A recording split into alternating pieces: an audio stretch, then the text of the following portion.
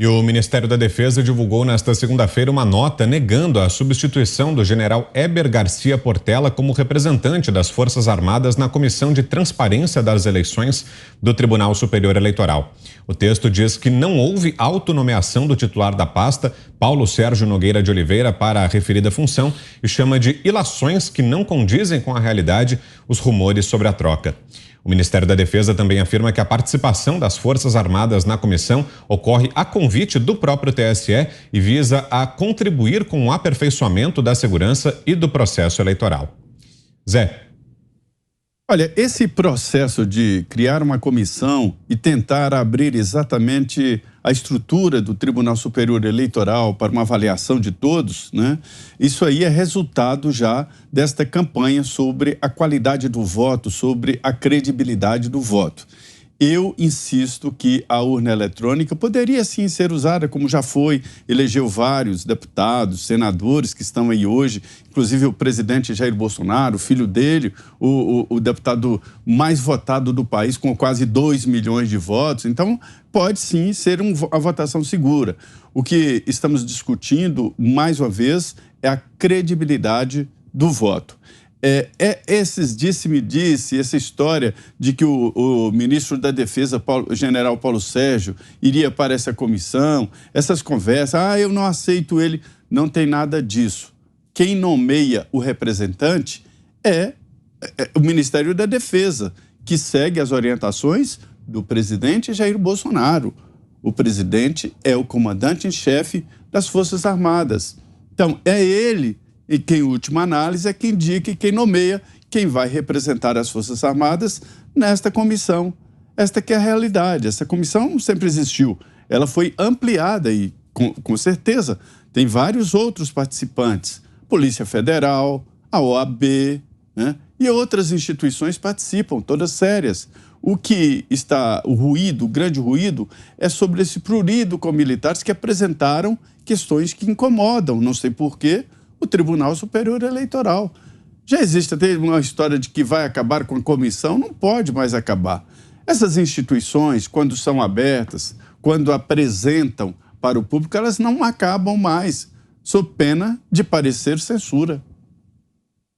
José. Não, nós estamos aqui nos fazendo de bonzinhos, né, para discutir a suposta idoneidade do TSE, mas como eu falei desde o início, o TSE se desautorizou nesse processo.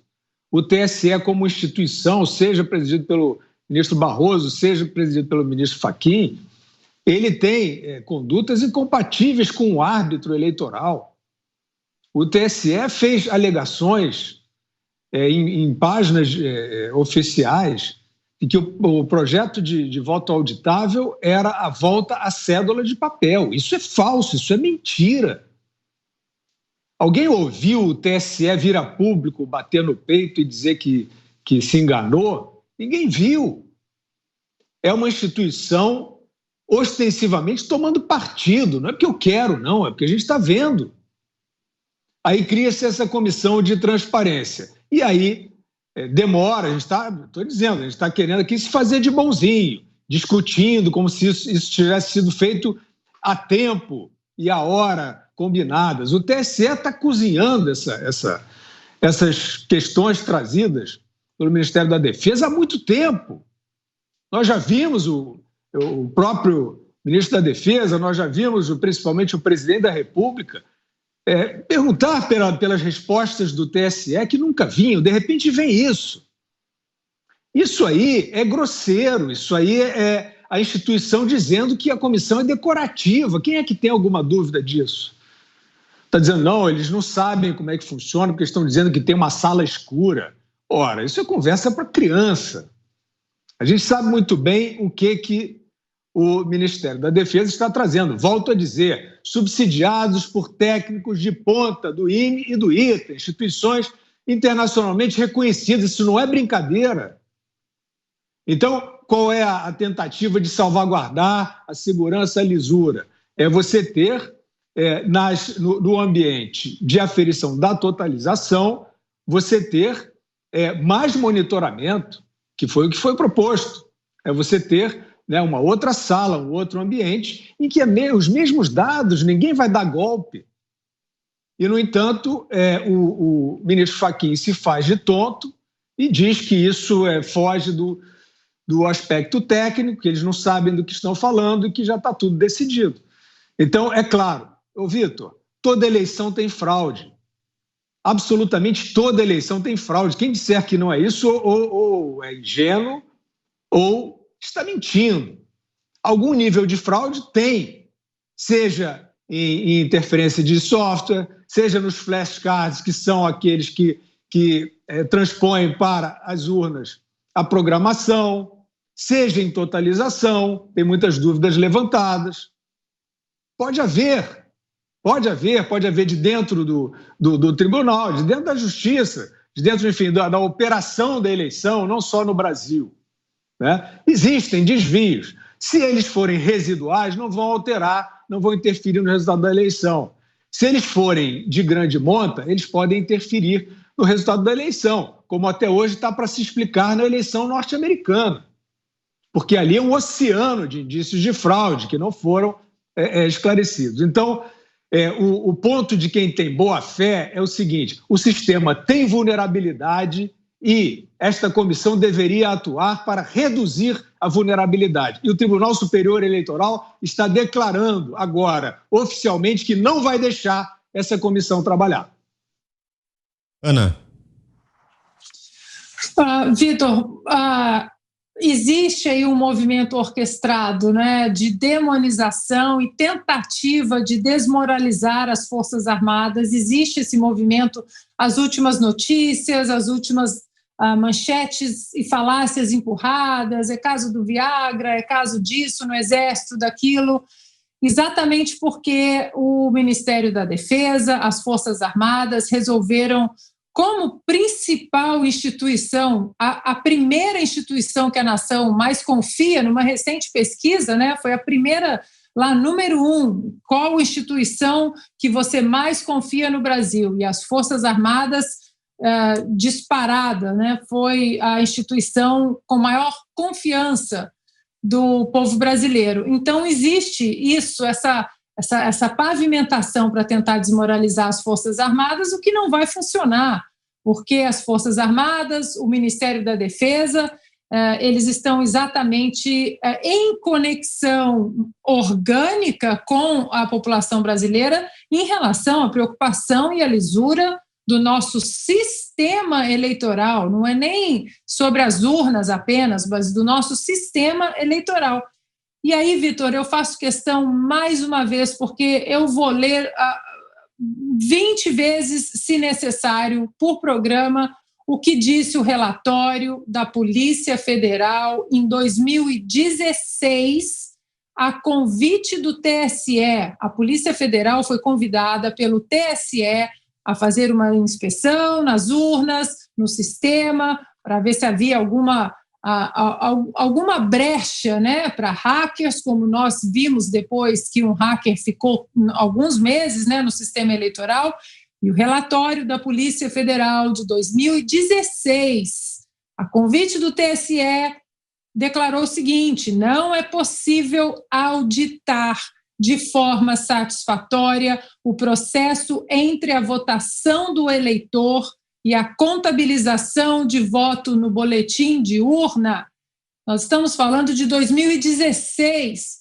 Como o Fiuza disse, uma fraude aqui, uma fraude ali, fraude sempre vai ter. Aqui nos Estados Unidos, a eleição de 2020, ela ainda continua sem resposta, muitas perguntas em vários estados americanos, por uma autonomia maior do que a nossa no Brasil, o federalismo americano, já passaram leis mais rígidas em relação ao processo eleitoral nos estados, já pensando na próxima eleição importante, que é em novembro desse ano, eleições que trocam aí cadeiras do Senado e da Câmara, mas no Brasil nós não temos isso. No Brasil nós temos a grande jabuticaba, né? A grande besta ali, cheia de tentáculos, que não sabemos para onde eles vão, chamada TSE. Então, é preciso, sim, que, como uma instituição que o povo confia, e as Forças Armadas, eles sabem disso, que a nação brasileira confia na lisura e na ética e no norte moral das Forças Armadas, principalmente diante de relatórios desse da Polícia Federal de 2016. E é seguirmos as orientações dos técnicos das Forças Armadas, instituição que o brasileiro confia, é que nós vamos ter uma eleição mais transparente e que o povo possa confiar. Diga, Mota. Fiuza tem razão, Fiuza levantou alguns pontos muito importantes e a Ana Paula também, que a observação que a Ana Paula fez foi extremamente relevante. Eu vou resumir aqui o que eu acho que são os pontos principais. Primeiro, a Justiça Eleitoral, ela regula, ela executa, ela fiscaliza e julga as eleições. Isso é um poder gigantesco. Segundo, isso não tem paralelo no mundo que eu saiba. Em nenhum lugar existe um poder dentro de uma democracia republicana que controle o processo eleitoral do início ao fim. Isso é uma grande responsabilidade. Terceiro, o terceiro ponto que tem que ser lembrado é que a gente está falando de um ambiente eletrônico de votação. E aí, vamos lembrar de novo, não existe sistema digital 100% seguro. Quem afirmar o contrário desconhece os princípios básicos de sistema de computação. Quarto ponto, muito importante, pede reflexão. O TSE é dirigido por ministros do STF. Quinto ponto, existe hoje no Brasil uma situação de conflito de competências entre os três poderes. É uma situação que todo mundo observa todo dia, é acirrada por movimentos de ativismo judicial. Isso significa invasão de competências que são do legislativo e do executivo por agentes do judiciário. E, para piorar, esse ativismo judicial demonstra um claro viés político ideológico. Quando a gente bota esses fatores todos na panela, o que sai é o seguinte: tudo isso deságua no processo eleitoral. Esses fatores todos não podem ser ignorados. O que é que o Brasil espera? O Brasil espera dos responsáveis pelo sistema eletrônico de votação muita serenidade, muita objetividade e muita clareza em suas posições.